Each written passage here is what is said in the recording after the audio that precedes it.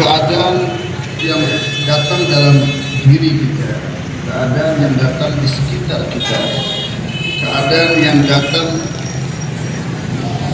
di kota kita, keadaan yang datang di provinsi kita, keadaan yang datang di negeri kita, keadaan yang datang di alam ini.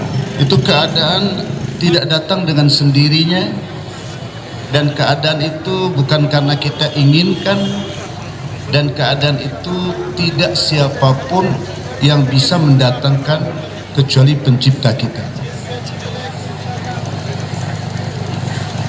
Keadaan itu hubungannya bukan dengan asbab dan bukan dengan kurangnya asbab, dan keadaan itu datang bukan dengan hilangnya asbab atau bukan dengan banyaknya asbab. Keadaan itu hubungannya dengan kudratullah.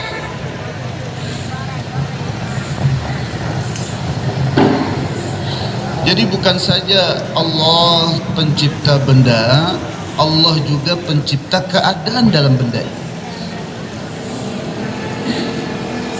Jadi keadaan yang ada di dalam perut kita, di telinga kita, di mata kita, di jantung kita, di dada kita, di otak kita, itu keadaan bukan kita yang ciptakan, dan itu keadaan tidak terjadi dengan sendirinya. Keadaan itu Allah yang ciptakan. Bagaimana Allah ciptakan itu? Dengan kudratnya.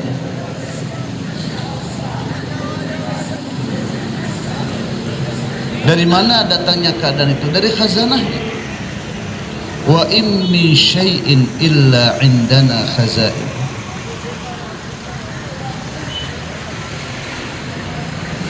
Tidaklah segala sesuatu kecuali datangnya dari perbendaharaan kami, kata Allah.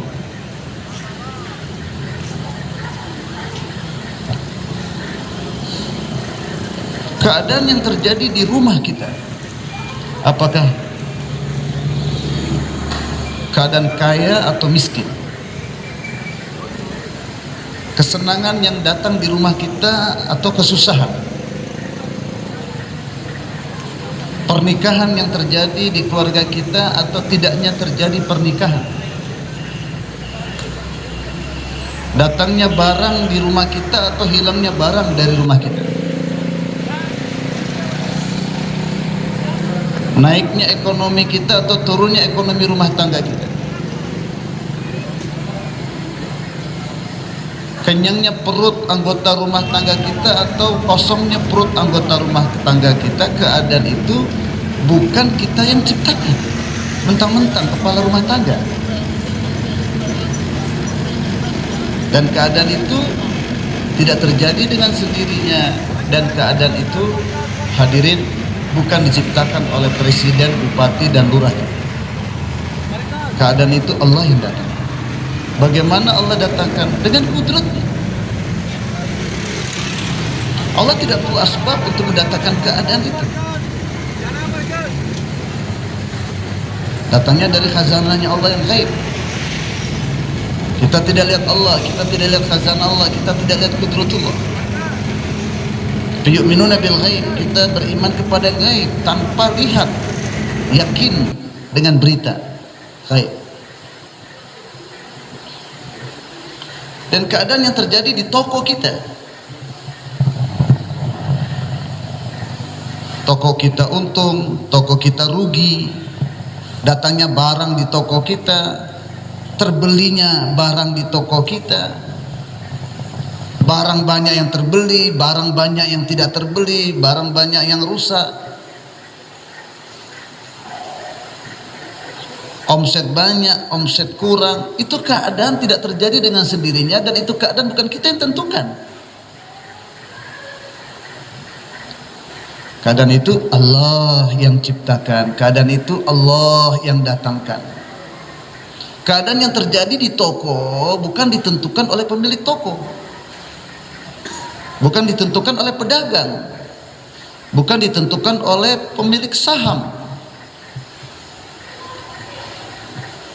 Sistem perdagangan, asbab perdagangan Allah yang ciptakan. Wa ja'alna lakum fiha ma'aish.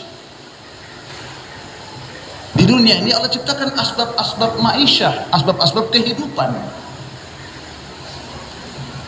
Tapi Allah nafikan itu asbab. Wa ma lastum laha birazikin. Tapi pemberi rezeki bukan kamu, bukan asbab itu. Pemberi rezeki saya, kata Allah. Wa ma lastum, kamu bukan pemberi rezeki. Kamu bukan yang mengatur rezeki kamu. Asbab kami yang buat, tapi asbab itu bergantung kepada kami. Kami nggak bergantung dengan asbab.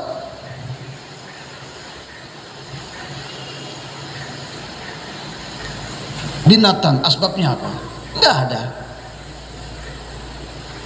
Ikan nggak punya toko, nggak punya sawah ladang, nggak punya proyek. Berapa miliar ikan di laut? Mangan juga.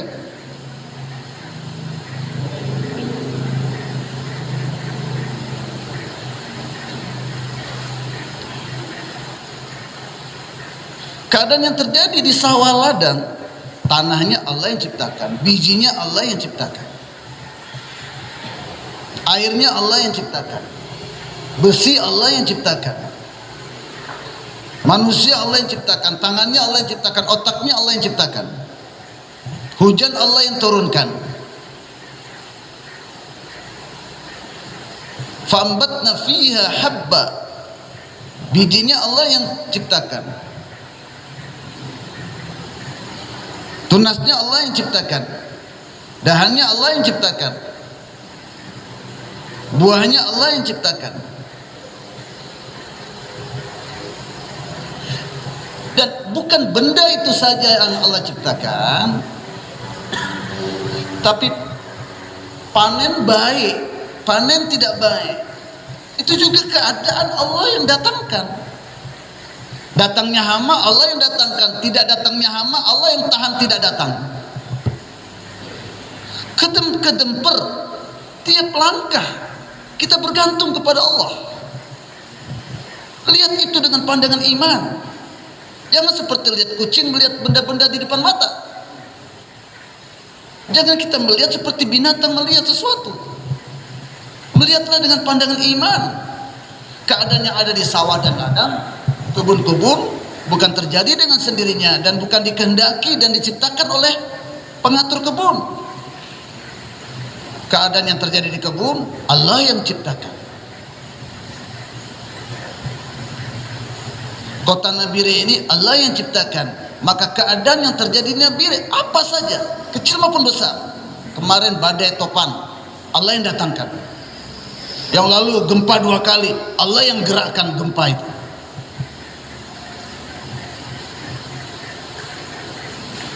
Gunung meletus Allah yang letuskan.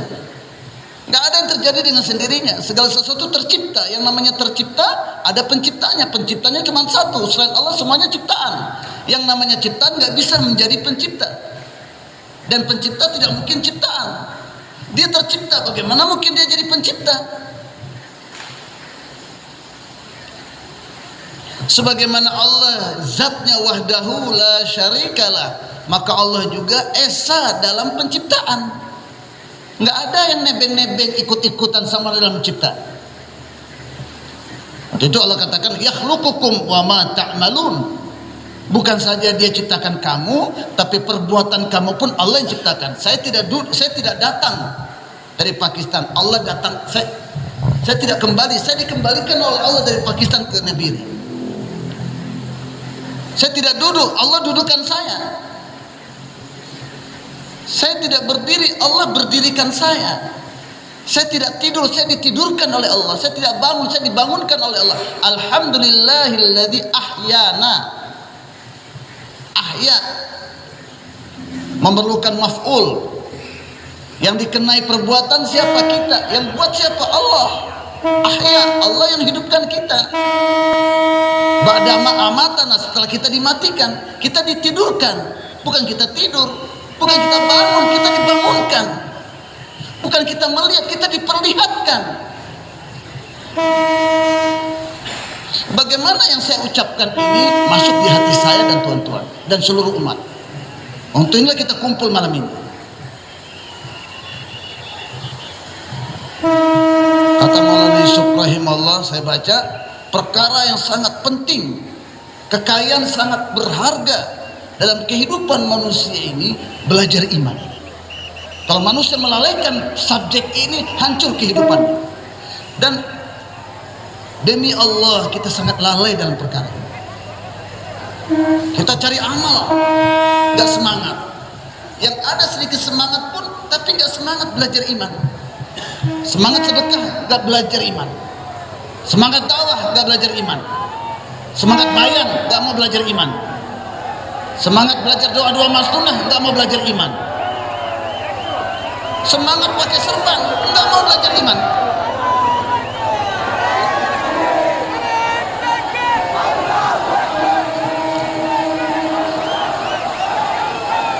Perkara yang sangat penting, kekayaan yang sangat berharga dalam kehidupan ini, iman kasiknahe, belajar iman. Tapi orang tabligh pun tidak mau belajar iman. Setiap Karbuzari belajar doa-doa masnun,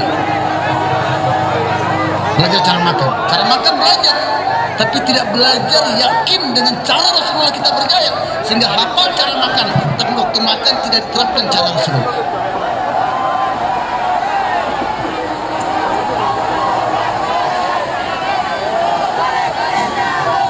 Keadaan yang terjadi di Nabire ini bukan diputuskan oleh Bupati Nabire.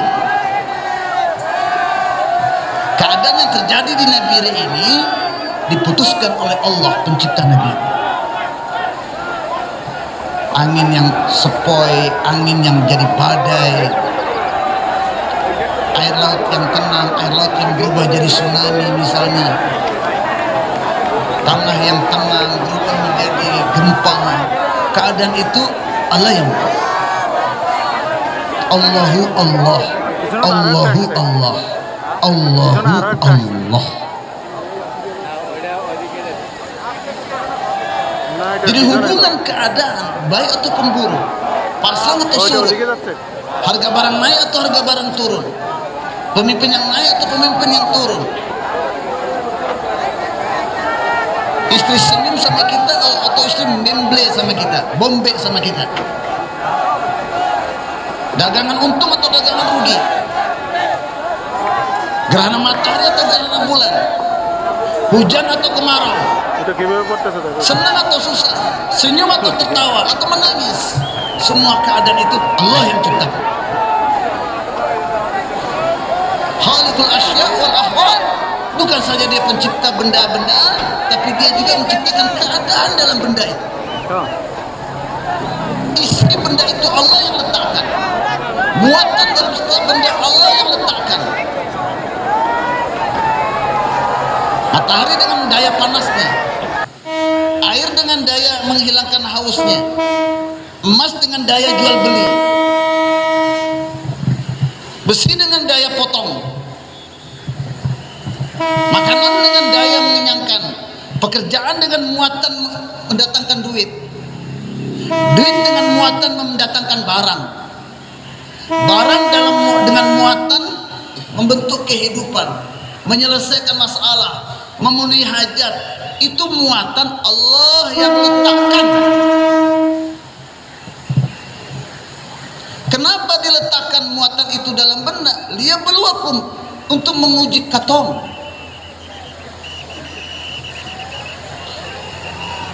Satu kenaifan dalam diri kita, kita menganggap itu yang asal, lupa Allah. Untuk itu perlunya dakwah. Wa kadzalika arsalna rusulana tatra, demikian kami utus nabi demi nabi. Wa in min qaryatin illa khala fiha nadhir, tidaklah setiap kampung kecuali ada yang memberi peringatan. Wahai manusia, jahase nafa ota huwa nazar arhihi wahsin fanimin. Apa yang kamu lihat di sana ada manfaat? Tidak ada. Manfaat hanya di tangan Allah, manfaat hanya di dalam khazanahnya Allah. Nafikan penglihatan mata kamu. Penglihatan mata kamu salah. Jangan pilih jalan penglihatan atau musyahadah. Itu jalannya orang-orang yang tidak bersyukur.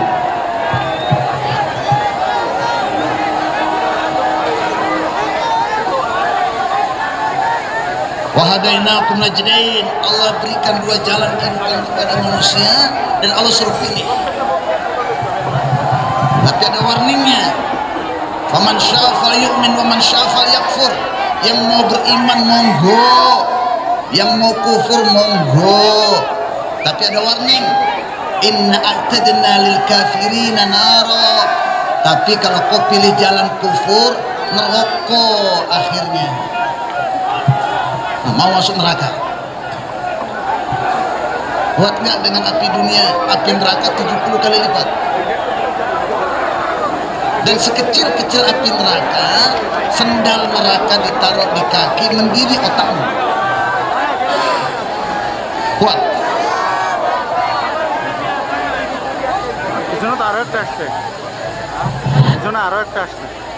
Kalau nggak kuat, ya jangan milih jalan kekufuran, pilihlah jalan kesyukuran. Apa itu jalan kesyukuran? Jalani kehidupan mengikuti apa yang diinginkan oleh Allah. Allah tidak ingin kita makmurkan kehidupan dengan benda-benda dan materi. Kebendaan bukan maudhu dari kehidupan ini. Cari benda, kembangkan benda, percantik benda, perbanyak benda, senang datang benda, hilang sedih dan hilang sedih dengan hilangnya kebendaan. Ini bukanlah topik dalam kehidupan ini. Itu bukan judul kehidupan kita. Yang menjadikan itu sebagai judulnya salah alamat, error, konslet atau konslet, konslet atau konslet.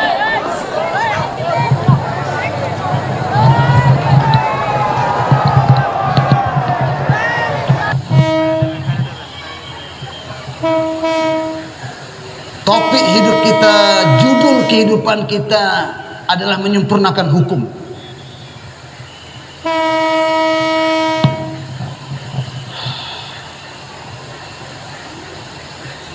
Keadaan yang baik ataupun buruk, zahirnya Allah yang datangkan. Jadi setiap benda keadaannya Allah yang letakkan keadaan itu. Alladzi khalaqa kulla syai'in tsumma hada. Jadi benda yang sudah Allah ciptakan dan Allah letakkan keadaan di dalamnya, itu keadaan atau muatan di dalam setiap benda itu pun gak bisa digerakkan tanpa Allah. Jadi maknanya dagangan tidak bisa menguntungkan tanpa Allah, tapi Allah bisa menguntungkan tanpa dagangan.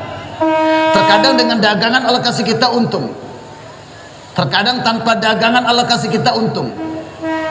Terkadang Allah hancurkan dagangan kita untuk kasih kita untung. Terkadang dagang-dagang buntung, dagang-dagang buntung, bukan untung. Di tengah asbab keuntungan, buntung.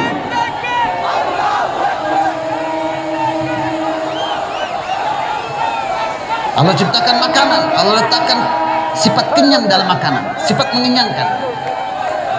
Yang mengenyangkan hanya Allah. Sebagaimana pencipta perut Allah, tidak ada yang bisa menciptakan perut selain Allah. Dan pencipta makanan hanya Allah. Tidak ada satupun orang ahli sains yang bisa menciptakan satu biji beras, tidak bisa. Dia hanya bisa menciptakan beras-berasan. Karena yang kuasa hanya Allah, selain Allah sok-sok kuasa.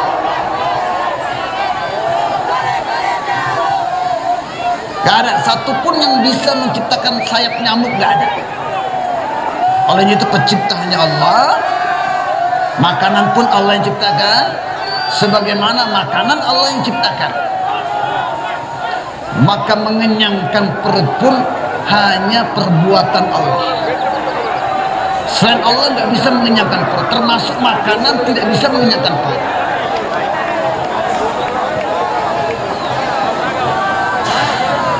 Jadi bagaimana Allah kenyangkan perut kita dengan kudratnya? Yaf'alu ma yasha'u bi qudratihi. Dia buat sekehendaknya dengan kudratnya. Sekehendaknya, kadang gunakan asbab, kadang gunakan makanan untuk kasih kenyang perut kita. Kadang tanpa makan Allah kenyangkan perut kita.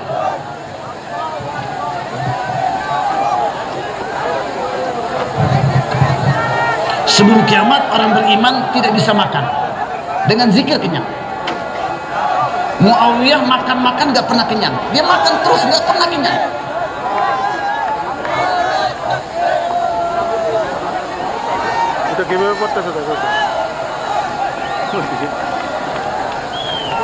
Jadi yang mengenyangkan Allah, makanan tidak bisa mengenyangkan. Kadang Allah gunakan makanan untuk mengenyangkan, kadang Allah kenyangkan tanpa makanan. Kadang makan gak kenyang. Kadang berhari 11 hari tidak makan, hidup.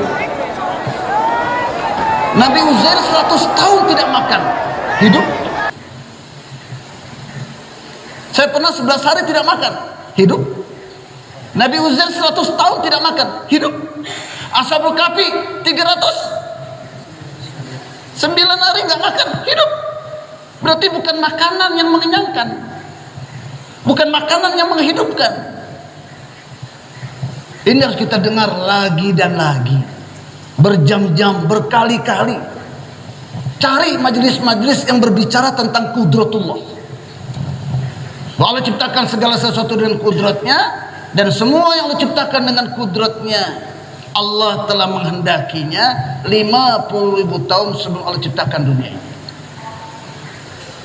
Kalau bahasa Urdunya bilang acanak, ittifakan, tiba-tiba, kebetulan, suddenly. Nggak ada suddenly, nggak ada sesuatu yang tiba-tiba. Semua sudah diprogramkan oleh Allah 50.000 tahun sebelum Allah ciptakan dunia.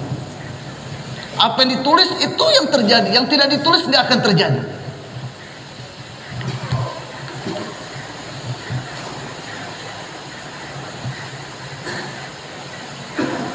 Itu Maulana Yusuf mengatakan, sunu kimik daroko berau, volume pendengaran ditingkatkan. Pertama, supaya jalan kita lurus, kita buat keputusan, saya tidak akan jalani kehidupan orang kafir yang mereka menggunakan musyahadah, apa yang nampak depan mata mereka, mereka lirik, mereka lihat apa yang nampak depan mata. Orang yang menjalankan kehidupan dengan asas musyahadah, berdasarkan apa yang dia lihat di depan matanya, Allah bilang ulaika kal an'am, mereka hidup seperti binatang. Dan kehidupan ini nggak butuh ilmu.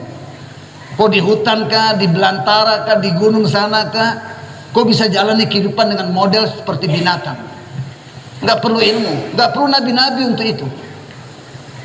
Lihat kehidupan di belantara, lihat kehidupan di hutan sana, lihat kehidupan masyarakat jahiliyah. Tapi kalau kamu ingin hidup mulia sebagai manusia yang benar, kemudian mencapai tujuan matlamat dia diciptakan sebagai khalifah,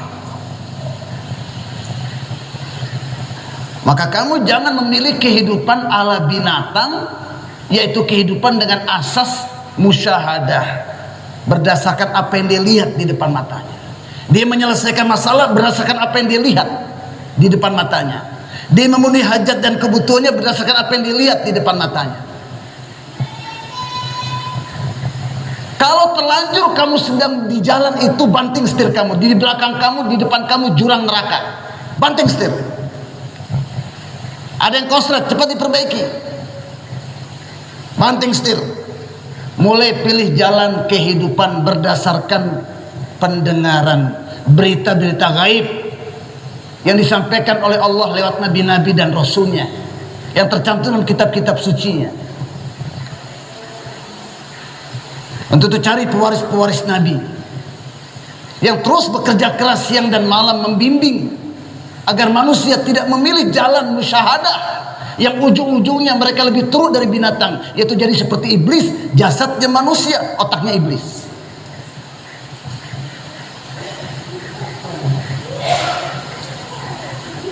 Kalau dibiarkan manusia mengikuti apa yang dia inginkan berdasarkan apa yang dia lihat di depan matanya,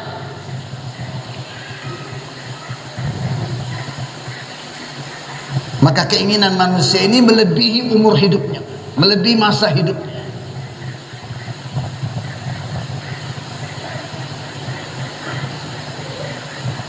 Dan seandainya keinginan dia tidak bisa terpenuhi kecuali harus mengorbankan hukum Allah, dia rela mengorbankan hukum demi mencapai keinginannya.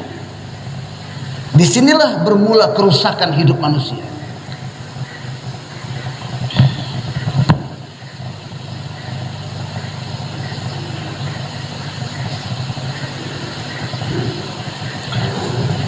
Itu hadirin, kita langkahkan kaki kita. Ada dititipkan harta, kita gunakan harta itu, cari ulama-ulama pewaris nabi-nabi. Dan cari murid-murid ulama-ulama pewaris nabi itu yang sudah mengamalkan nasihat-nasihat para pewaris-pewaris nabi itu. Cari mereka, duduk dalam majelis-majelisnya, pasang telinga baik-baik, sepenuh hati, sepenuh pikiran, dengarkan baik-baik apa yang mereka bicarakan. Allah yang kuasa, dan Allah tidak ada yang kuasa.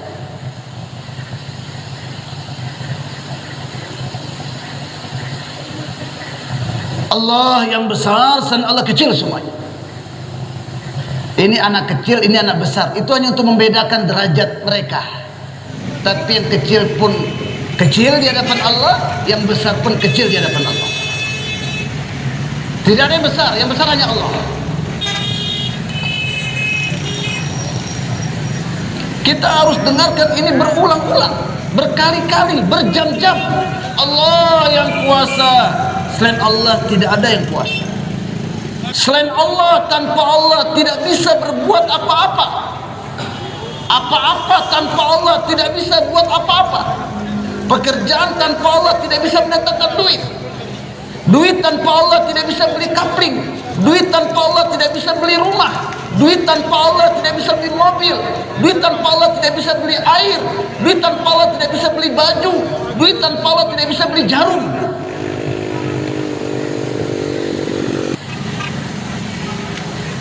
Adanya kapling, adanya rumah, adanya air condition, adanya kulkas, adanya mobil tidak bisa membentuk kehidupan. Tidak bisa menjamin kehidupan. Tidak bisa menenteramkan kehidupan, tidak bisa menyelesaikan masalah. Masalah Allah yang selesaikan, hajat Allah yang penuhi, kehidupan Allah yang bentuk. Dan untuk membentuk kehidupan seseorang, Allah tidak butuh benda-benda dan materi. Kadang dengan benda dan materi Allah bentuk kehidupan seseorang. Kadang dengan benda dan materi Allah hancurkan kehidupan seseorang.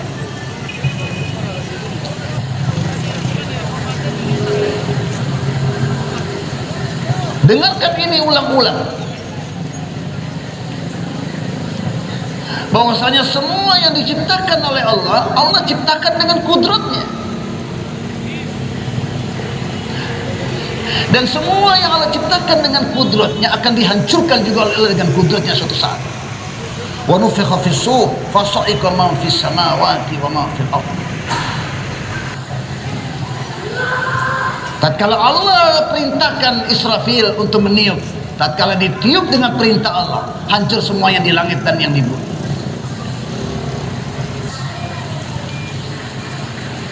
Kalau adanya dengan kudratullah, hilangnya pun dengan kudratullah. Kita sepakati itu. Langit dan bumi semuanya Allah yang ciptakan. Langit dan bumi semuanya Allah yang akan hancurkan suatu saat nanti. Tapi masalahnya sekarang yang kecuping-kecuping jadi depan mata kita, toko yang kecil, kapling yang kecil, pabrik yang kecil, kita anggap di sini kompor beta menyala. Ini masalah di sini. Yang besar tidak bisa buat apa-apa, tapi yang kecil-kecil bisa buat sesuatu. La haula wala quwata illa billah.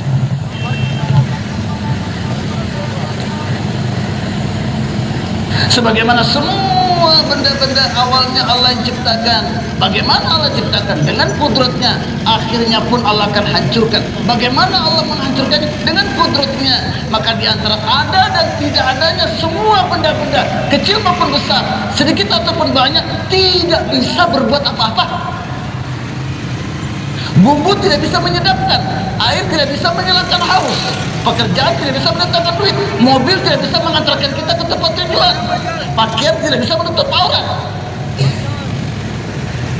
pisau tidak bisa memotong, menggunakan teknologi tidak bisa menjamin kehidupan kita.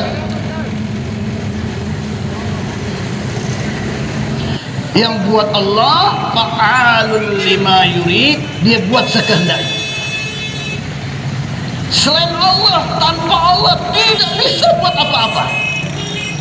Sedangkan Allah tanpa apa-apa kuasa buat apa saja. Tatkala Allah menghendaki menciptakan sesuatu, maka Allah ciptakan dengan sekehendaknya. Maka Allah berkehendak menciptakan manusia dari tanah. Terciptalah Adam tanpa bapa dan ibu. Tatkala Allah berkehendak untuk menciptakan Hawa menemani Adam, cuma dari tulang rusuknya Adam Allah ciptakan wanita, jadi wanita yang cantik dari tulang rusuk. Dan tatkala Allah berkehendak untuk menciptakan seorang anak, dari pertemuan bapak dan ibunya terciptalah anak. Bukan karena bapak itu pencipta anaknya, Allah yang ciptakan, bukan bapaknya. Nafikan bapak ibu, nafikan tangan, nafikan tulang rusuk, Allah ciptakan dengan kudratnya. Bukan tulang rusuk yang menciptakan, bukan tanah yang menciptakan, bukan bapak yang menciptakan. Asbabnya asbab, tidak bisa menjadi musabibul asbab.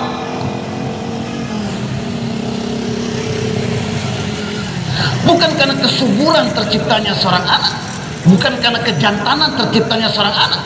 Nabi Zakaria sudah tua bangka, istrinya monopause, dapat anak. Allah tidak bergantung dengan asbab, semua asbab bergantung kepada Allah.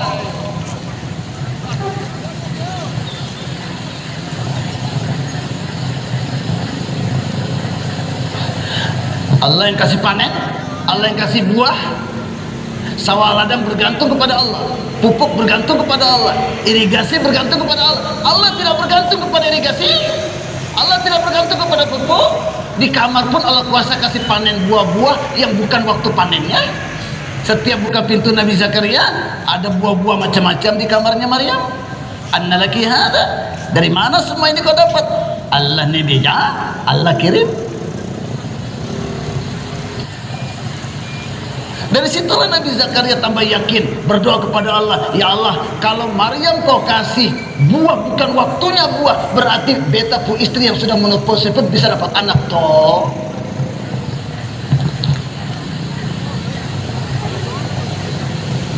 Dengarkan ini ulang-ulang. Kalau nggak ada di rumah kita, cari tempat lain. Nggak ada di masjid kita, cari di masjid lain. Nggak ada di kampung kita, tinggalkan kampung kita. Karena yang pertama paling penting bukan cari duit, cari hidayah. Yang paling penting pertama sekali belajar iman. Kenapa belajar iman penting? Karena kematian pasti datang. Untuk mati nggak perlu sakit, untuk mati nggak perlu beruban. Di tengah-tengah kau sehat, kematian bisa datang. Di tengah-tengah kau masa muda, kematian bisa datang. Dan tatkala kematian itu datang, apapun kesibukan kamu cari duit, pasti kau tinggalkan. Dan yang pertama ditanya untuk kau masuk kubur, perkara iman. Siapa yang kasih kau makan? Siapa yang kasih kau duit? Siapa yang kasih kau rumah? Siapa yang kasih kau kapling? Siapa yang kenyangkan perutmu? Siapa yang menghilangkan penyakit? Kalau kita tidak belajar iman sebelum mati, apa yang kita bisa jawab? Mulut tak kunci. Wahussala ma fi sudur, yang ada di hati kita itu jawaban kita. Hati letaknya iman. Idza saluhal jasad, idza saluhal jasadu kullu. Kalau dia baik, semua penggunaan anggota tubuh kita baik. Kalau segumpal darah itu rusak, semua penggunaan anggota tubuh kita akan rusak. Sedikit satu insi berpaling dari Allah kepada selain Allah, sedikit mulai berkesan kepada duit, sedikit terus kita mulai berkesan kepada pekerjaan, sedikit terus kita mulai terkesan kepada emas, maka tidak akan bisa taat sempurna menggunakan anggota tubuh kita kepada hukum-hukum Allah. Sekurang mana kita tidak taat pada Allah, sebanyak itu kerugian kita. Sebanyak mana kita taat sama Allah, sebanyak itu kejayaan kita.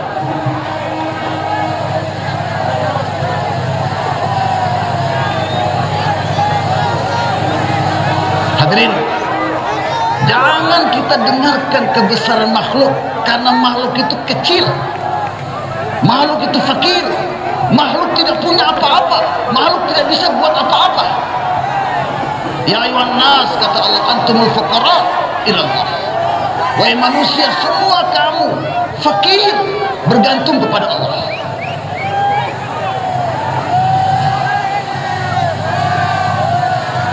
Kalau kita mau beli ikan misalnya, ada 3 los ikan.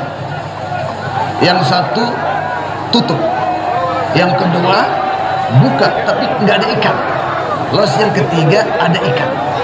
Kau pergi kemana? Ke yang satu kah, 2 kah, atau yang ketiga? Kalau kau berdiri lama-lama di yang toko yang sedang tutup, orang bilang apa? Kalau kita istiqomah duduk di depan toko ikan yang tidak ada ikannya, orang bilang apa? Jadi orang yang sehat sedikit lah, jadi orang yang waras lah. Masa kau berdiri berjam-jam depan toko yang ditutup? Masa kau berdiri istiqomah di depan toko yang tidak ada jual ikan? Selain Allah fakir, selain Allah miskin, selain Allah nggak punya apa-apa, kenapa kau lari kepada selain Allah? Kenapa kau tidak lari kepada Allah? Kenapa kamu tidak tawajud kepada Allah? Kenapa kamu tidak berharap kepada Allah? Kenapa kamu tidak meminta masalah kamu kepada Allah?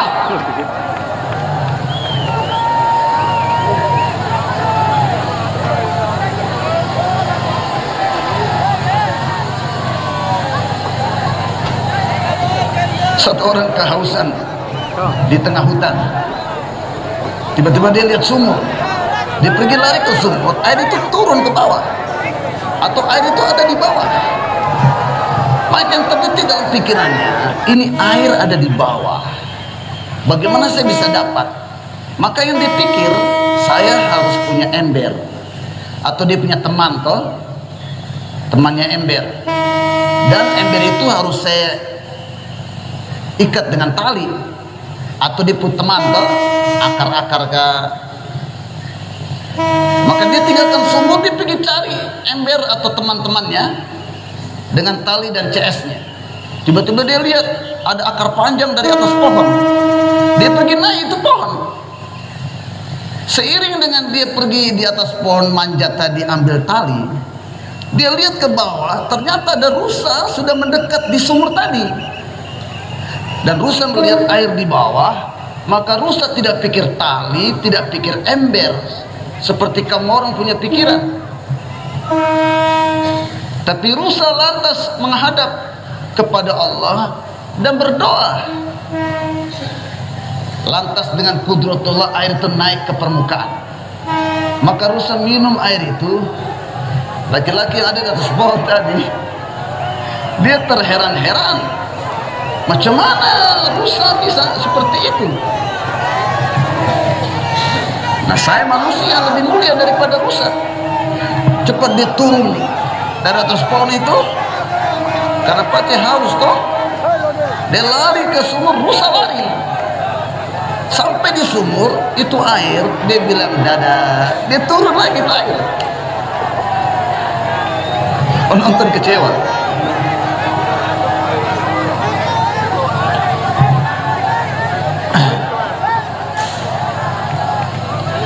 Lantas baru tatkala asbab sudah terputus, ya kan? Tali terdapat, ember terdapat, air pun tetap turun lagi. Di situ mulai manusia ingat Allah. Masalah itu namanya iman situasi dan kondisi. Kata datang malam markas ini untuk keluarkan diri kita daripada iman situasi dan kondisi. Kita mau beriman kepada pencipta situasi. Ya Allah, macam mana ini keadaan? Maka dibisikkanlah oleh Allah. Rusa itu waktu ada masalah air di bawah, dia tidak pikir asbab, dia langsung tawajuh kepada saya sebagai musabbibul asbab. Maka saya dengan kudrat saya naikkan itu air, tundukkan untuk rusa. Manakala kau lihat air di bawah, mulai kau punya pikiran lari jauhlah ke asbab. Kau cari sana asbab sampai dapat.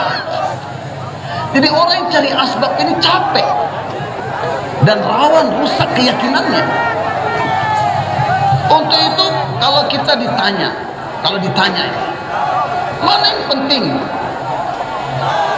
Cari asbab atau cari duit atau cari iman? Kamu orang Nabire jawabnya apa? Pasti orang Nabire bilang dua-duanya penting, Ustaz. Orang Nabire pintar-pintar.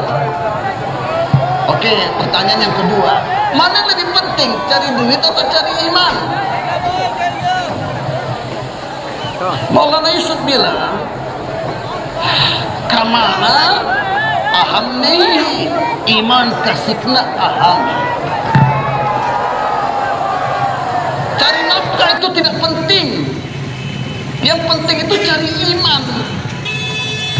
Jangan tidur, nanti salah paham lagi. Bangun. Hati-hati dengan bayan-bayan begini. Cuma ada dua jalan. Kalau dengarnya separuh-separuh bahaya. Maulana ini larang kita kerja cari duit. Yang bilang larang siapa? Kok dengar bayan tidur?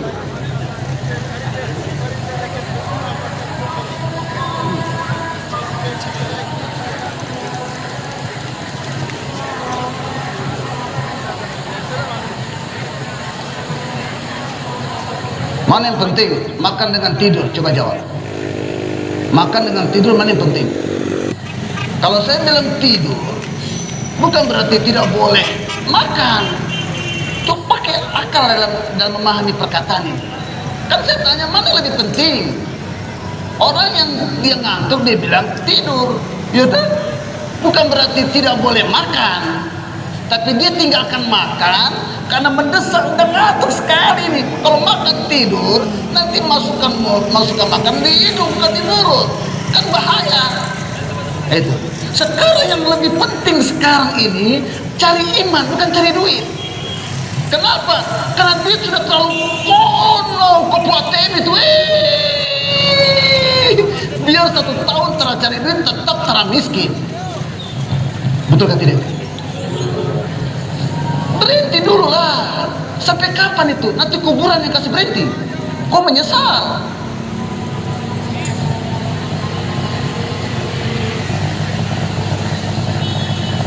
Kita sekarang ini bukan kebutuhan, keinginan. Kalau kebutuhan cukup 1 piring, tapi kalau keinginan 100 piring pun tidak cukup. Kalau kebutuhan 1-2 kamar cukup, tapi kalau keinginan biar 24 kamar pun tidak cukup. Tinggal 1 lagi ditambah, kamar untuk orang gila. Ayo.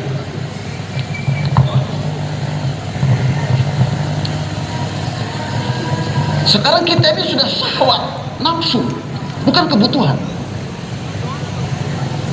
Sangat penting datangi semua umat, suruh mereka tinggalkan dulu pekerjaan dunianya. Sudah berlebihan kita cari dunia.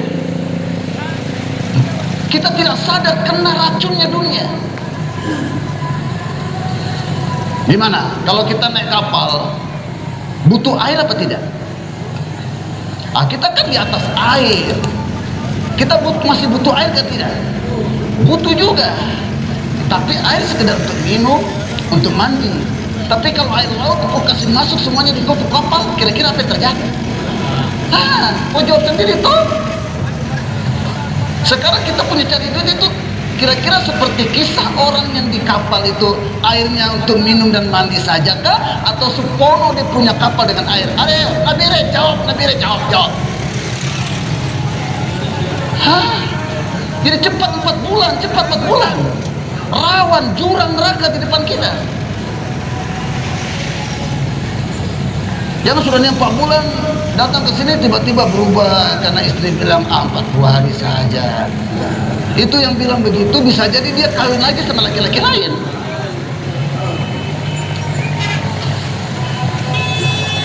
Allah.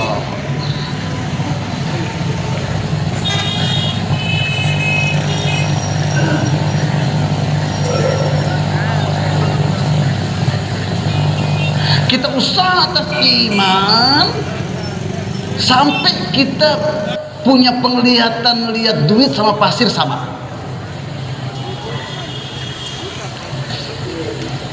Kita usaha seiman sehingga orang panah apel di atas kepala kita, kita tidak takut. Karena tidak akan mengena diri saya kecuali apa yang sudah ditetapkan oleh Allah untuk saya. Kita usaha iman sehingga yang tadinya kita cinta dengan dosa, sekarang mulai benci dengan dosa. Yang tadinya kita doyan dengan maksiat, sekarang kita yang tadinya terasa manis berbuat fasik, sekarang rasa pahit berbuat fasik tadi. Yang tadinya kita takut sama ustadz berbuat dosa, tapi nggak takut sama Allah waktu berbuat dosa, merasa dilihat oleh ustadz nggak berani buat dosa, merasa dilihat oleh bapak ibu kita nggak berani berbuat dosa, tapi berani berbuat dosa tatkala kita dilihat oleh Allah. Usaha atas iman sehingga dimanapun kita berada merasa dilihat oleh Allah dan tidak ada sedikit pun keinginan kita berbuat dosa karena Allah melihat kita.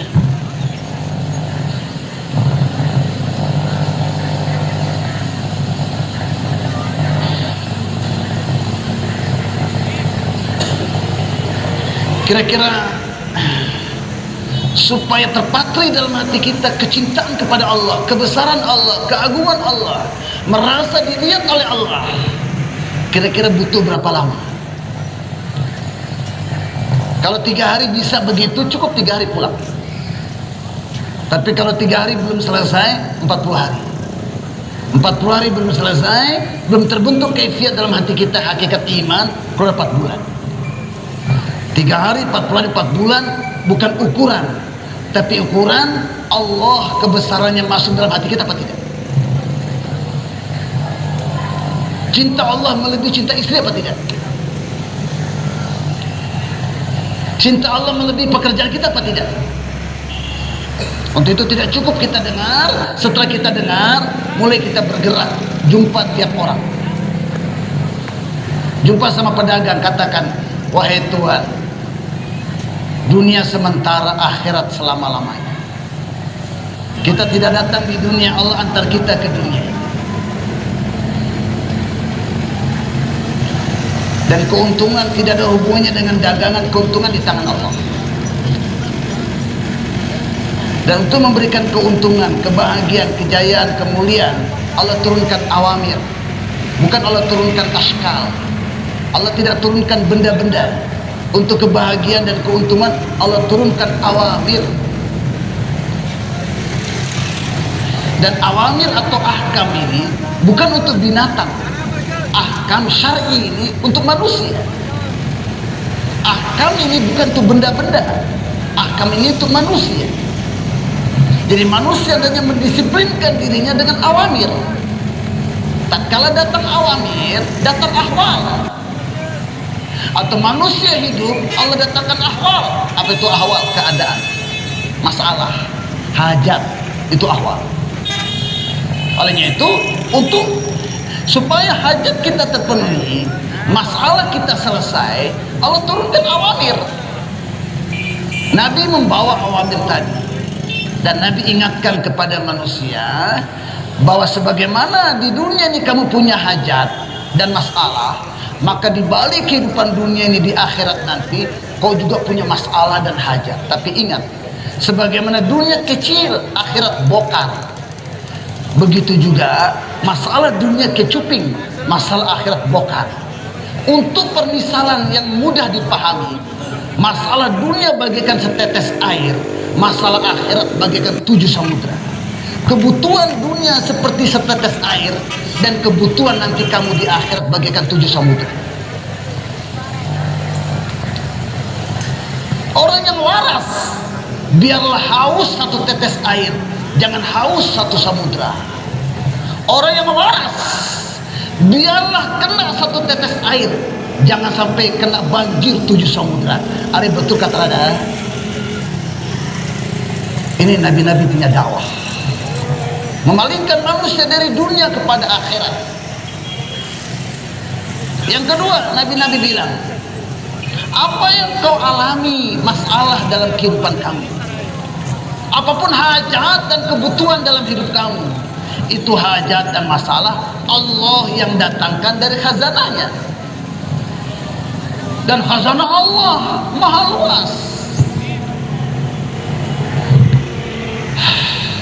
Seluruh rasa lapar di dunia dikumpulkan, yang awal yang akhir dijadikan satu.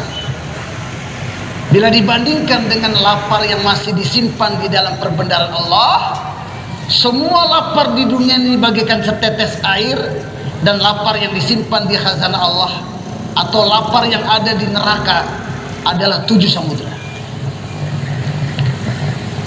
Dan kalau penderitaan rasa lapar di neraka digabungkan dibandingkan dengan rasa lapar dan penderitaan di dalam khazanahnya Allah, rasa lapar di dunia ini di neraka bagaikan setetes air.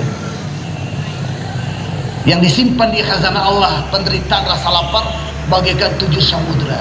Hadirkan itu. Ini dakwah nabi-nabi. Selanjutnya nabi-nabi bilang bahwasanya masalah dan hajat yang ada dalam kehidupan kamu di dunia ini sebagaimana Allah yang datangkan, makanya Allah juga yang menghilangkan masalah kamu. Selain Allah tidak bisa menghilangkan masalah kamu. Sebagaimana Allah datangkan hajat dan kebutuhan kamu, hanya Allah saja yang bisa menghilangkan dan menyempurnakan hajat dan kebutuhan kamu. Seluruh dunia bersatu tidak bisa memenuhi hajat dan kebutuhan. La ilaha illallah. Ini yang kita dakwakan hari-hari, Pak.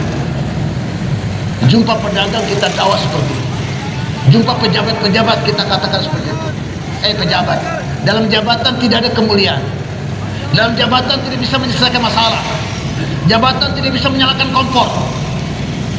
Allah di tangannya lah segala masalah, penyelesaian masalah, terpenuhnya segala keperluan.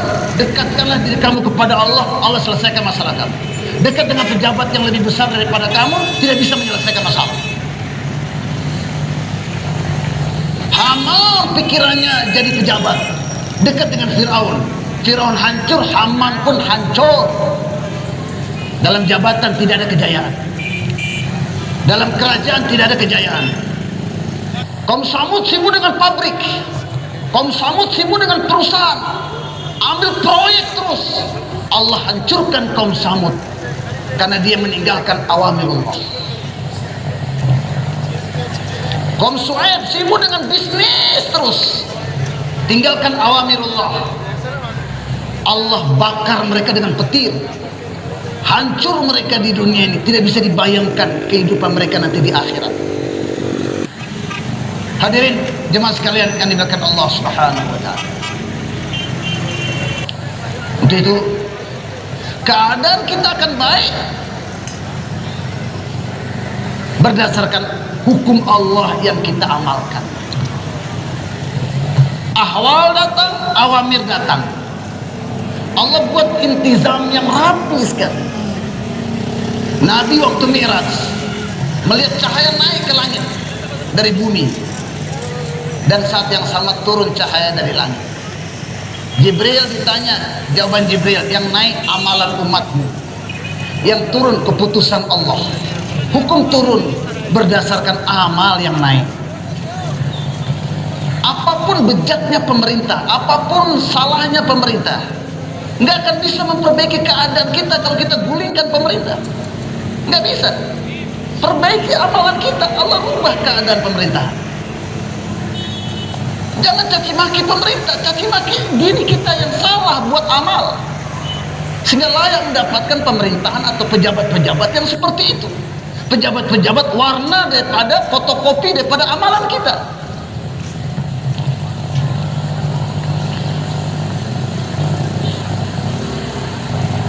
Dan Allah tugaskan malaikat kanan dan kiri, dan malaikat memenuhi langit. Tidak ada satu jengkal pun kecuali ada malaikat. Dan malaikat apus, jadi tidak ada kosong. Ada yang tugas dari pagi sampai sore, ada yang tugas dari maghrib sampai pagi. Mereka bertemu di waktu subuh dengan asar, gantian apus. Kau ambil pensil orang, ambil sendal orang tanpa izin, malaikat yang kiri tulis. merah. Kau ambil satu rambut di masjid, masukkan di kantongmu karena itu kotor, mempengaruhi keadaan masjid. Malaikat yang kanan tulis amalan yang soleh. 24 jam semua tindakan kamu, ucapan kamu, penglihatan kamu, pendengaran kamu, pikiran kamu, kecintaan hatimu ditulis malaikat rakib dan atid. Wa inna lakum lahafizun kiraman katibun ya'lamuna ma taf'alun. Jangan remehkan satu amalan pun. Seorang wanita yang ahli ibadah nggak kasih makan kucing masuk neraka. Jangan remehkan satu amalan pun. Wanita pezina kasih minum anjing yang haus, Allah ridho dengan perbuatannya, maafkan dosanya, masukkan ke surga. Dunia tempat kita memakmurkan amal, memakmurkan ruh kita. Ruh kita akan makmur dengan amal. Untuk itu hendaknya kita letakkan dua kaki kita di jalan awamir. Dan untuk menyempurnakan awamir, kita harus siap-siap rugi kebendaan. Berkurang harta kita, siap turun jabatan kita, siap dicaci, siap dimaki, siap kadang bapak marah, kadang istri marah. Jadi untuk berjalan di atas jalan kesyukuran, yaitu jalan menyempurnakan awamir, harus siap rugi dunia, rugi kebendaan. Jangan sampai satu hukum ditinggalkan, jangan sampai satu awamir dilecehkan. Walaupun harta hilang, harga diri hilang, jabatan hilang, kapling hilang, rumah hilang, anak hilang, awamir jangan sampai hilang. Inilah la ilaha illallah Muhammadur Rasulullah. Di dalam menyempurnakan hukum Allah, jangan maunya sendiri. Di dalam menyempurnakan awamirullah, jangan ikut-ikutan masyarakat. Pertama, jangan lihat benda, jangan lihat keadaan. Pertama lihat Allah dan lihat apa maunya Allah. Kenapa? Karena semua di tangan Allah. Dan untuk memberikan kepada kita kejayaan dan kebahagiaan, penyelesaian masalah, Allah tidak turunkan benda-benda, Allah tidak turunkan jabatan dan kedudukan. Untuk membahagiakan manusia, Allah turunkan awamir. Agama adalah gabungan daripada awamir. Berarti Allah turunkan agama untuk kebahagiaan kita. Siapa yang bawa agama? Rasulullah sallallahu alaihi wasallam. Untuk itu taati Allah, ikut cara Nabi. Taati Allah, ikut cara Nabi. May yuti'illah wa rasulahu faqad faza fawzan azima. Kejayaan hanya bagi orang yang taat sama Allah, ikut Rasulullah. Kejayaan hanya milik orang yang taat sama Allah, ikut Rasulullah, walaupun dia nggak kawin. Maksudnya belum kawin, nggak punya anak, nggak punya rumah, atapnya langit, kasurnya rumput, bantalnya batu. Itulah Nabi Isa alaihissalatu wassalam. Mangkoknya tangannya, ambil air minum bagi kedua tangannya. Nggak punya apa-apa, nanti makan apa nggak pernah pikir. Tapi karena perintah Allah dia kerjakan dengan sempurna, maka orang ini Allah letakkan kejayaan dalam hatinya, ketenangan dalam hatinya, sehingga keinginannya pun semuanya dipenuhi oleh Allah.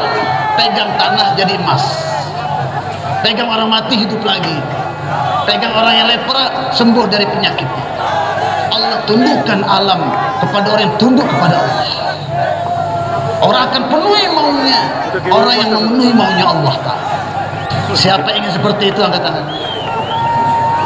Enak sekali cuma angkat tangan, tidak cukup, harus angkat kaki, korban. Angkat kaki untuk apa? Angkat kaki untuk injak nafsu kita. Injak nafsu kita biar dia kurus. Sekarang nafsu kita tuh dikasih makan terus. Muhammadur Rasulullah sallallahu alaihi wasallam, di dalam mengikuti cara hidup baginda Rasulullah sallallahu alaihi wasallam, di dalam mentaati perintah Allah, cara Rasulullah. Karena di dalam mengikuti cara hidup Rasulullah sallallahu alaihi wasallam tanpa harta dan dekat dengan hartawan. tanpa jabatan dan tanpa dekat dengan para pejabat, tanpa perusahaan dan tidak dekat dengan para pengusaha-pengusaha besar, milioner, tanpa sawah dan ladang dan tanpa tuan-tuan tanah, tanpa dagangan dan tanpa dekat dengan pedagang-pedagang besar. Satu-satu hukum Allah kita kerjakan, cara Nabi, dari ujung rambut sampai ujung kuku, dari bangun tidur sampai tidur kembali. Tidak lihat benda, tapi lihat hukum. Dan dalam menjalankan hukum, lihat bagaimana Rasulullah SAW mengerjakannya. Maka orang yang seperti ini, dia berjaya dunia dan akhirat. Dia mulia dunia dan akhirat. Dia tinggi derajatnya di dunia dan di akhirat. Doa-doanya didengar oleh Allah. Allah Ta'ala tundukkan alam kepada dia. Dunia jatuh hina di bawah kakinya. Hatinya dipenuhi dengan kekayaan. Dunia menawarkan dirinya, tetap dia jual mahal sama dunia.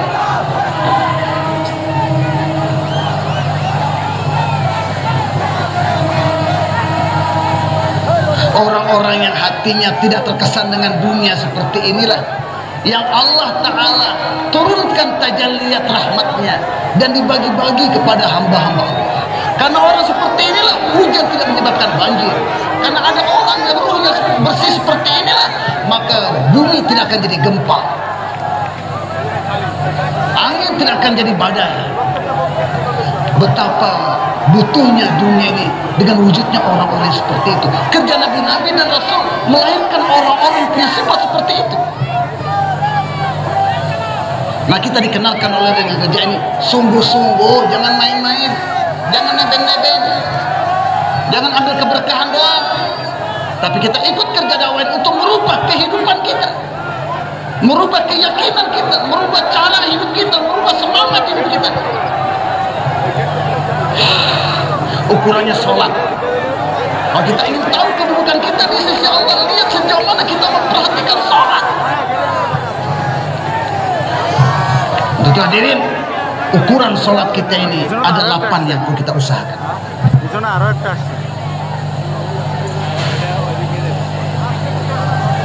3 atau 4 usaha sebelum sholat, 1 usaha di dalam sholat, dan 3 usaha sesudah sholat. Ini yang dinamakan kerja agama.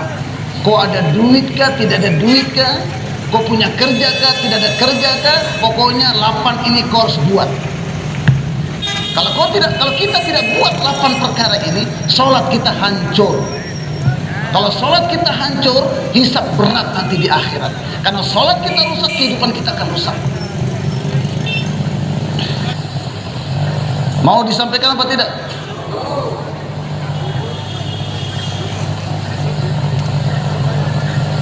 Pertama, sebelum sholat kita cari iman, usaha atas iman dan yakin. Tadi kita sudah katakan, ini yang kita dengar, ini yang kita dakwakan. Jangan dengarkan yang lain. Ya toh? Televisi, radio, YouTube, itu sedaya upaya dikurangi. Nah, semua itu menjelaskan kepada kita kebendaan. Kita baca nilai-nilai benda. Sedangkan kejayaan bukan di dalam kebendaan, kejayaan di dalam awamir. Ini yang kita dengarkan, kebesaran amrullah, keagungan amrullah. Itu Allah, Pak. Tatkala mau menurunkan satu hukum, itu penduduk langit itu bergetar, Pak, langit, Pak. Malaikat semua ribut. Mada yaqul rabbuna, apa ini yang akan dikatakan oleh Tuhan kita? Bukan main-main, Pak. Dan tatkala turun kepada Rasulullah berkeringat, musim panas ini, musim dingin, keringat, Pak. Dan Aisyah, kalau Nabi sedang tidur di pangkuannya, Aisyah bilang, putus beta paha ini. Berat, saking beratnya. Dan keledai yang ditumpangi oleh Nabi jerocos, apa? Sampai mau ngopo ya, jerosos, terperosok ke dalam pasir, saking beratnya itu, Pak.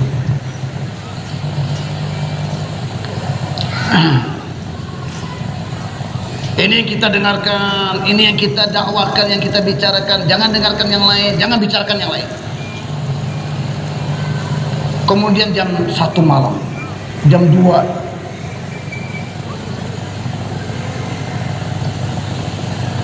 kita bangun di tengah malam itu menyendiri, Pak. Zikirkan la ilaha illallah, la ilaha illallah, la ilaha illallah, la ilaha illallah. Apa yang sudah kita dengar dan yang kita dakwakan, hadirkan di depan mata kita. Zikir lisan la ilaha illallah. Setelah kita dakwahkan la ilaha illallah, dengarkan la ilaha illallah, sambil kita kontrol ruh kita, ada nggak suara keluar dari ruh kita? Allah, Allah, betul, betul. Allah yang kasih duit, bukan pekerjaan. Allah yang kasih kapling, bukan duit. Betul, Allah yang sembuhkan, bukan obat.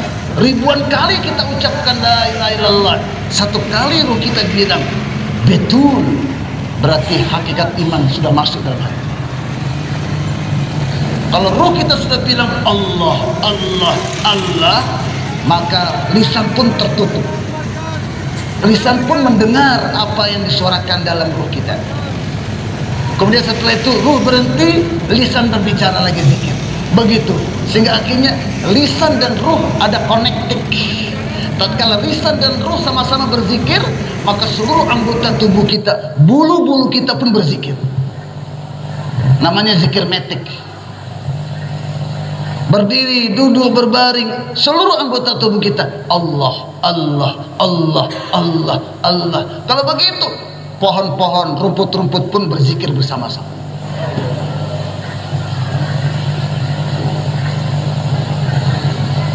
Kosongkan waktu menyendiri. Wahai Aisyah, kata Rasulullah, izinkan aku menyendiri dengan Tuhanku. Tatajafa junubuhum anil madaji, punggung jauh dari tempat tidur. Ini yang kita dengar, ini yang kita dakwakan, ini yang kita renungkan, ini yang kita fikirkan kebesaran Allah, keagungan Allah. Kemudian doa nangis-nangis, doa nangis-nangis supaya Allah kasih kita hakikat iman, keselamatan iman, akhir hayat dalam iman. Iman yang menjauhkan kita dari dosa. Iman kalau ada pendaftaran 4 bulan KPB, angkat tangan walaupun duit tidak ada di kantong. Ini sekarang orang Nabila itu kalau ada duit angkat tangan, tidak ada duit tidak berani angkat tangan. Tidak angkat tangan karena ada masalah, tidak ada masalah angkat tangan, berarti Tuhannya masalah. Lihat perintah, jangan lihat duit, jangan lihat keadaan. Bersedia? Usaha atas iman. Yang kedua, cari ilmu. Apa itu ilmu? Ilmu yang wajib kita pelajari hadirin adalah ilmu hal. Ishal me mererok mutse kya cahte.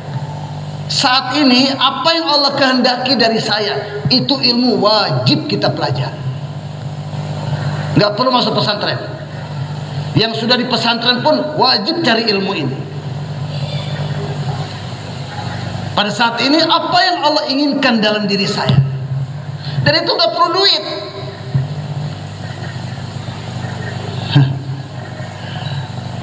Hadirin bukan Allah Subhanahu Wa Taala. Pertama kita duduk dalam taklim fadail, supaya kita ada gairah kepada awamir, semangat kita menyempurnakan awamir, sehingga senang kalau taat perintah Allah, sedih kalau kehilangan hukum Allah. Sekarang kaifiat hati kita tidak begitu. Gimana Pak? Kehilangan 100.000 atau 1 juta dengan kehilangan siwak, biasanya yang sedih yang mana?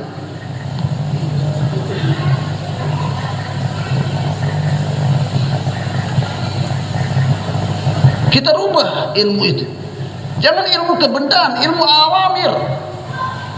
Maka istimai maupun infirodi kita baca kitab Fadilah Amal. Bersedia insyaallah. Kemudian bagaimana cara menyempurnakan hukum ini? Tanya ustaz-ustaz kita. Sebelum nikah tanya sama ustaz kita. Sebelum bisnis tanya sama ustaz. Akan meninggal orang tua kita, tanya ilmu waris sama ustaz. Sehingga adat kita jadi syariat, tabiat kita jadi ibadat. Tidak ada nafsu kita masukkan di dalamnya. Tidak ada adab kita ikuti di dalam kehidupan kita. Semuanya syariat. Dan dengan keyakinan dalam menyempurnakan syariat ini, Allah ridho dengan saya, Allah selesaikan masalah saya. Jadi Allah selesaikan masalah kita berdasarkan sejauh mana kita menyempurnakan awamir. Dan awamir ada yang per detik, ada awamir per menit, ada awamir per jam, ada awamir per hari. Setiap hari ada awamir. Berubah hari, awamir berubah. Ada awamir per minggu. Salat Jumat ini awamir yang berhubungan dengan per pekan. Ada awamir per tahun. Semua kita pelajari. Ada awamir waktu kita mukim, ada awamir waktu kita musafir, ada awamir waktu jomblo, ada awamir waktu kita mau kawin, ada awamir kalau kita mau kawin dua. Jangan terkesan dengan duanya, tapi amrullah di dalam dua itu kok tidak pelajari. Di kapal ada cerita sama saya. Maulana sepuh istri marah terus sama saya. Kenapa dia marah? Bongkar punya bongkar, ternyata dia bilang saya kawin dua.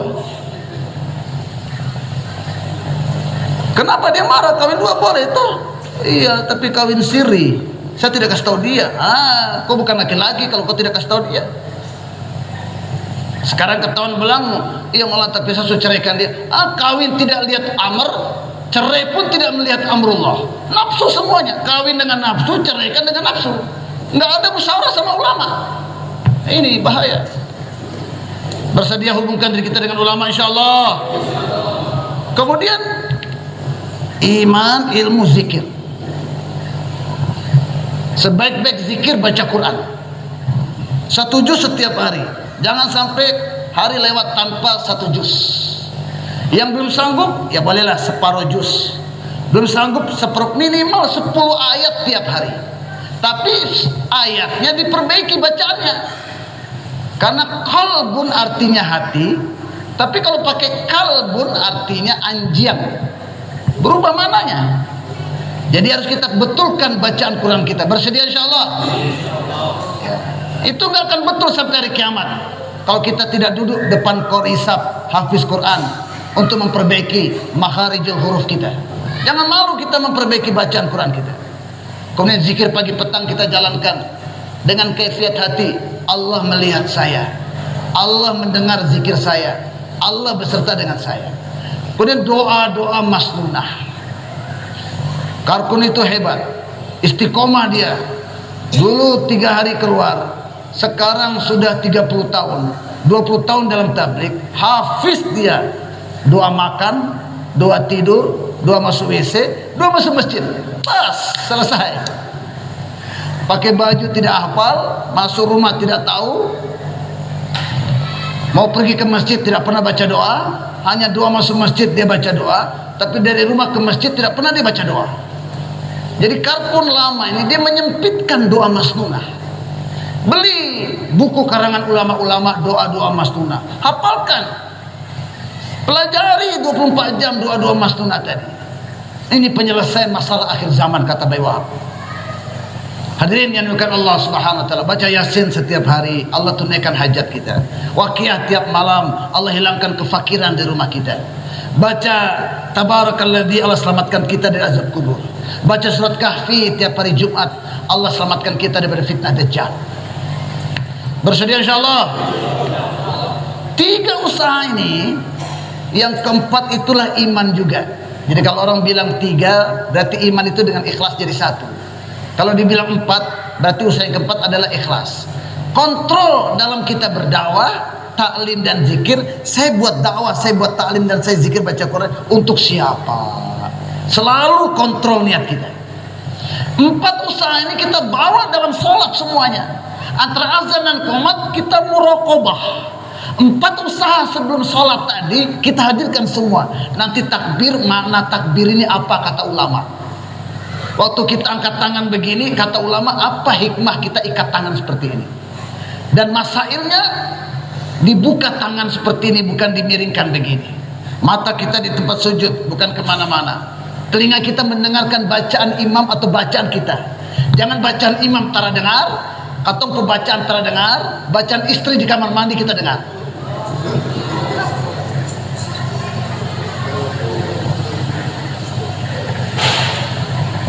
Dan akal kita menerjemahkan bacaan-bacaan imam tadi. Dan waktu kita baca Al-Fatihah, kita lihat tabir dibuka antara kita dengan Allah. Tapi jangan letakkan Allah di depan mata kita seperti kita meletakkan sesuatu benda. Allah bebas dari semua itu. Jangan zatnya kita pikirkan, tapi sifat-sifatnya. Allah melihat saya, Allah mendengar bacaan saya. Dan kita seperti mendengar jawaban Allah waktu kita baca Alhamdulillahi Rabbil Alamin. Kita seperti dengar jawaban Allah. Hamadani abdi, hambaku memuji aku. Ar-Rahmanir Rahim, kita dengar jawaban Allah. Athna alayya abdi, hambaku bersana untukku. Malik Yaumiddin, kita dengar jawaban Allah. Majadani abdi, iyyaka na'budu wa iyyaka nasta'in. Kita seperti dengar jawaban Allah. Hadza baini wa baina abdi wa li abdi ma sa'al. Inilah antara aku dengan hambaku. Sekarang apapun yang diminta oleh hambaku, aku berikan. Ya Allah, beta jomblo, kasih cepat jodoh. Batal aku sholat. Ya Allah, saya sudah kawin, gak punya anak. Ya Allah, kasih anak. Batal kau sholat. Betapapun perlunya. Ya Allah, tidak ada pekerjaan. Anak semua dua ini. Batal kau sholat. Biar kau butuh anak, butuh istri, butuh duit, tetap yang lebih penting itu hidayah. Kalau doa hidayahmu Allah terima doa anak, doa istri, doa pekerjaan, apa saja. Ihdinas siratal mustaqim. Ya Allah, berikan hidayah, yang dengan hidayah itu masuk ke dalam hati, aku tidak akan lagi tergoda dengan dunia, dan aku tidak akan jalankan kehidupan berdasarkan musyahadah seperti orang kafir dan binatang. Aku akan jalankan kehidupan berdasarkan pendengaran janji-janjimu dalam Al-Quran, seperti para nabi-nabi, siddiqin, syuhada dan sholihin yang telah kau berikan nikmat kepada mereka yang butuh keriduanmu. Aku pun ingin keriduanmu ya Allah. Ghairi maghdubi alaihim, jangan masukkan aku di kelompok orang-orang yang telah kau murkai, atau yang kau benci, atau yang tersesat, orang-orang Nasara, Yahudi dan Nasara. Orang Yahudi ada ilmu tidak amal, orang Nasara amal tanpa ilmu. Orang Yahudi cenderung berjalan di belakang duit, Nasara cenderung berjalan di belakang perempuan. Kita umat Islam jangan di belakang wanita, jangan di belakang harta. Kita berjalan di belakang Rasulullah SAW. Begitu. Sujud yang pertama seperti kita menghadirkan tanah liat kehinaan kita, kotornya kita, degilnya kita, hinanya kita harus pada saat itu. Tatkala kita bangkit dari sujud yang pertama, itu setelah kita diciptakan dari tanah liat, hadirkan dunia ini yang kecil, dunia ini yang hina, lebih hina dari bangkai kambing. Dunia tidak senilai dengan sayap nyamuk. Waktu kita duduk di antara dua sujud, Rabbighfirli, tapi hadirkan kecilnya, hinanya dunia. Waktu kita sujud yang kedua, hadirkan ayat wa fiha nu'idukum, kamu akan kami kembalikan ke tanah. Pada saat itulah bayangan kematian dan kehidupan lepas mati itu mustahil muncul kalau hanya nonton YouTube terus. Jadi kita harus dengarkan akhirat dalam berita, kuburan-kuburan dalam berita. Kemudian tentu mulia bangkit dari sujud, Allahu Akbar, hadirkan huru hara mahsyar, nasyar, buku catatan amal kita dibuka, mizan amalan kita ditimbang, terakhir surga atau neraka. Dan harus seiring antara ucapan dengan tindakan. A baru angkat, baru berhenti. Allahu Akbar. Jangan Allahu Akbar.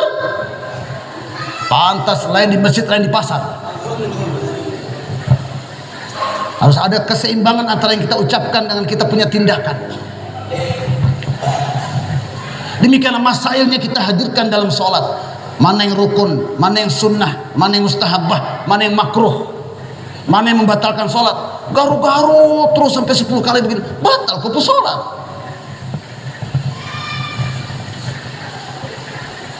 Haji Sab bajunya itu tergepe dengan kakinya Hadraji. Jadi Haji Sab berdiri itu sambil tarik-tarik bajunya. Selesai sholat, Hadraji bilang sama Haji Sab, coba tanya masail sholat tadi ke Mufti. Mufti jawab, kau ulangi sholatmu. Berapa banyak sholat kita rusak, kita tidak mau tanya sama ustaz-ustaz kita.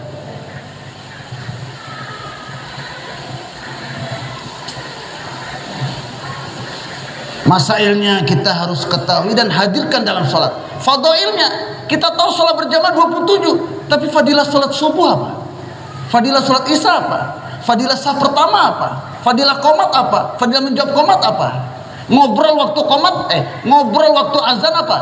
Imam Suyuti mengatakan, orang yang ngobrol waktu azan, kesempatan saya peringatkan, orang yang ngobrol waktu azan, yusyak, diragukan, dia matinya mati munafik.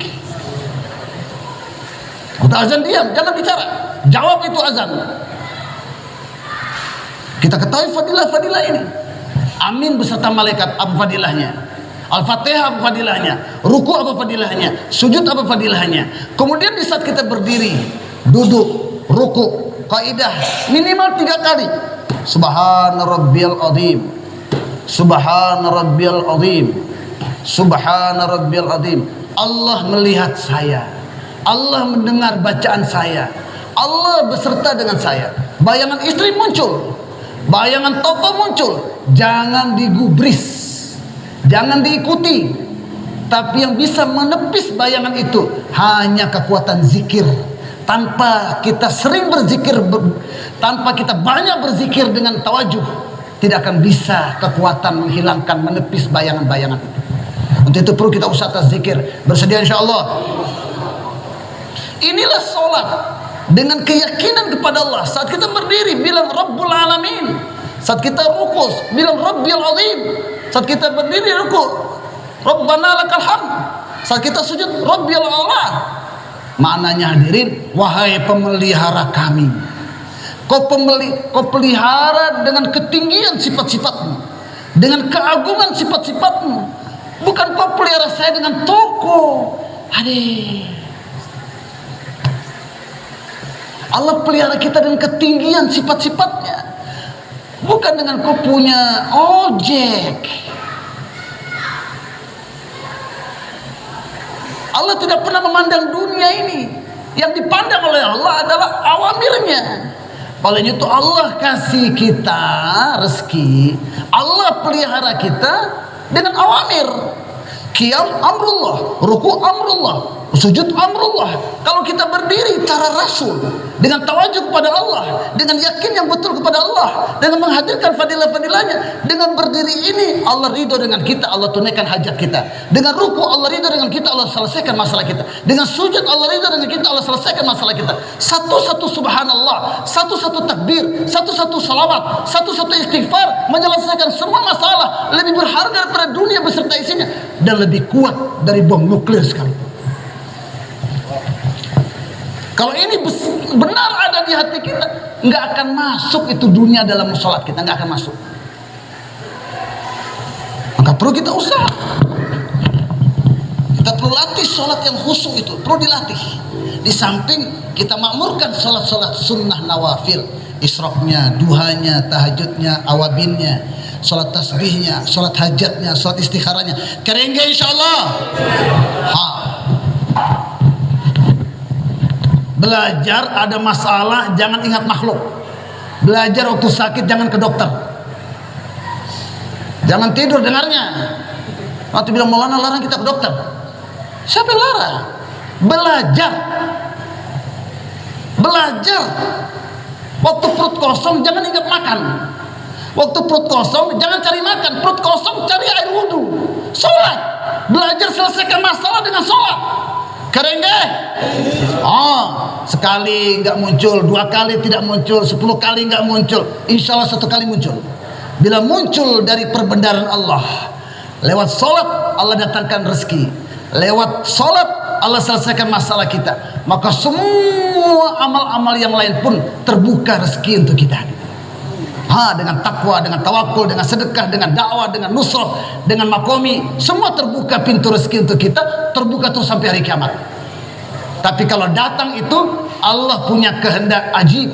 Kadang lewat atap Allah turunkan, kadang dari bawah bumi Allah kasih keluar, kadang dari balik dinding Allah kasih keluar, kadang Allah kasih lewat tikus antar. Allah kirim. Kadang duit di kantong tidak habis-habis, kadang barang tidak rusak-rusak. Kadang orang datang, fulan, ku ambil dulu uang ini kah? Fulan, ku ambil kapling ini kah? Dapat kapling tanpa punya duit, dapat tiket tanpa punya duit. Allah. Tapi satu syarat, kalau sudah terbuka pintu khazanah itu, jangan dulu miskin jadi kaya sekarang. Dulu jalan kaki sekarang punya Mercy. Oh, hilang nanti itu. Tertutup lagi pintu khazanah itu. Kalau sudah dapat lewat jalan amal, maka sebagian besar kita gunakan keliling Papua, keliling Indonesia, keliling dunia. 250 negara harus sampai ke semuanya. Terus dengan musyawarah di markas, kalau kita belum sampai ke negara-negara tersebut, pulau-pulau tersebut, siapa yang akan berangkat ke sana? Kita salurkan harta kita membantu mereka, atau istri-istrinya yang sedang ditinggalkan di jalan Allah. Kalau kita gunakan itu juga untuk kebutuhan di markas kita. Setelah yang kedua, untuk ilmu, penyebaran ilmu-ilmu, berkhidmat kepada ulama, agar penyebaran ilmu agama, ilmu Al-Quran ini sampai ke semua pelosok umat. Setelah itu untuk ibadah kita, untuk sholat kita, untuk puasa kita, untuk haji kita, untuk zakat kita. Kalau tidak sampai nisabnya, ya tidak wajib zakat aja. Setelah itu baru untuk sosial, fakir miskin, yatim piatu, santri-santri yang belajar dilihat siapa yang tidak ada biaya. Begitu caranya. Fakir miskin dilihat, orang yang tidak mampu bayar utang siapa. Anak-anak janda yang ibunya tidak sanggup membiayai, anaknya dilihat, jangan jandanya dilihat.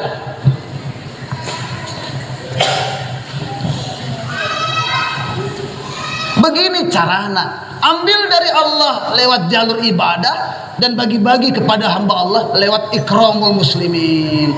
Dan semua kita lakukan khalis karena Allah, tidak mengharapkan popularitas, pujian, dan ucapan syukur pun kita tidak harap. Inilah metode nabi-nabi dalam mengajar umatnya. Nabi sudah tidak ada, sekarang tugas kita. Dengan kerja ini Allah naikkan kita sampai kepada tingkat yang tertinggi. Jangan ada tujuan yang lain-lain. Semakin dekat dengan Allah, itu tujuan kita. Seluruh manusia dapat hidayah. Dunia berubah bila amalan kita rubah.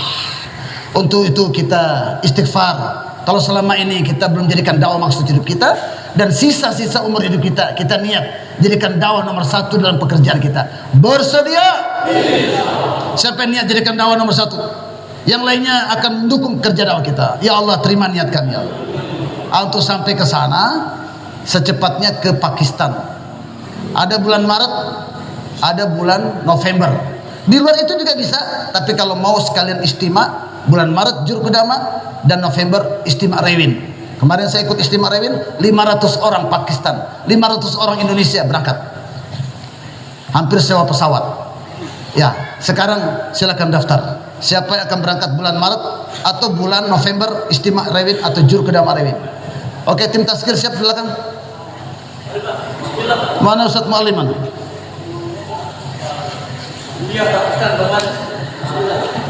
Bantu-bantu tim Tazkir 3-4 orang di belakang. Mari Pak, India Pakistan.